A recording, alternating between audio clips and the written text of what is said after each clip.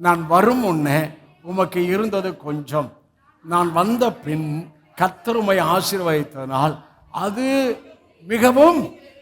இதாயா நான் வர்றதுக்கு முன்னால உனக்கு கொஞ்சம் தான் இருந்துச்சு, கர்த்தர் உம்மை ஆசீர்வதித்ததனால் அது மிகவும் என்ன இருக்கு. ஹல்லேலூயா. நம்ம அபிஷேகம் கொஞ்சத்தை பெருக பண்ணுகிற அபிஷேகம். கொஞ்சம் மாவு, கொஞ்சம் எண்ணெய், அந்த கொஞ்சம் மாவுல கொஞ்சம் எண்ணெயில் முதலாவது அடைய சுட்டு எனக்கு கொடு. தேசத்தில் பஞ்சம் இருக்கும், ஆனால் வீட்டில் மாவு குறைவதில்லை, எண்ணெய் குறைவது இல்லை.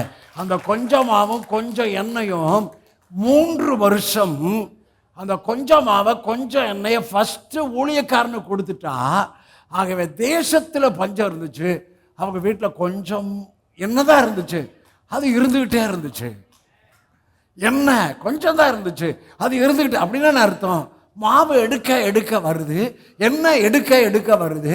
அங்கே ஒரு சூப்பர் நேச்சுரலை கொஞ்சம் மாவில் கொஞ்சம் எண்ணெயில் ஊழியக்காரனுக்கு கொடுத்த போது, இவன் வீட்டில் ஆகாரத்துக்கு அடுத்த காரியத்தில் சூப்பர் நேச்சுரலை பார்த்தால், உங்கள் ஆகாரத்துக்கு அடுத்த காரியத்தில் வேதம் சொல்கிறது, உங்கள் அப்பத்தையும் தண்ணீரை நான் ஆசீர்வதிப்பேன், வியாதிக்கு விலைக்கு உன்னை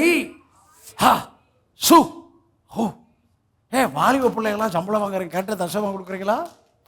நான் வாலிபனை பேச்சுலர் இருக்கிறப்பே தசவம் கொடுத்தவன். நான் உரிமையாக சொல்லுவேன், உங்கள் ஆசீர்வாதத்தை பேசுகிறேன். உங்கள் பணம் எனக்கு இல்லை, நீங்கள் ஆவியில் வளரணும், ஆத்மாவில் வளரணும், வசனத்தில் வாழணும், இதுவும் மறுரூபந்தான். ஏமேன், ஹல்லேலூயா. 20 வருஷம் வேஸ்ட் ஆயிடுச்சியா? 20 வருஷம் சொல்லுங்க, 20 வருஷம் வேஸ்ட்டு நினைக்காதீங்க. இனிமேல் உங்களுக்கு வெயிட்டாக வரப்போகுது. நீ கடந்த நாட்கள் வேஸ்ட்டாக போயிடுச்சன்னு நினைக்காத. தலையில் உள்ள வைரல்லாம் எண்ணப்பட்டிருக்கு. இந்த வேஸ்ட்டுக்கு ஒரு சின்ன காரணம், இவன் கண்ணில் மயங்கிட்டான். யார் மேலே புரிய வச்சானா? ராகால் மேலே அப்படியே புரிய வச்சு, ராகாலை தாரும் என்று சொல்லி ராகாலையும் கொடுத்து, அன்னைக்கு நைட்டு பார்த்தா ராகால் கிடையாது, பார்க்குறா. எங்கள் வழக்கத்தின் பிரகாரம் மூத்தவன் இருக்கிறப்ப இளையவளை கொடுக்க முடியாது. 7 வருஷம் அவனுக்கு, 7 வருஷம் இவனுக்கு. ஐயா, வருஷம் வேஸ்ட்டுன்னு நினைக்காத, உனக்கான தீர்க்கதர்ச நேரம் வந்து விட்டது. உன் தலையில் உள்ள மயிரெல்லாம் எண்ணப்பட்டிருக்கு.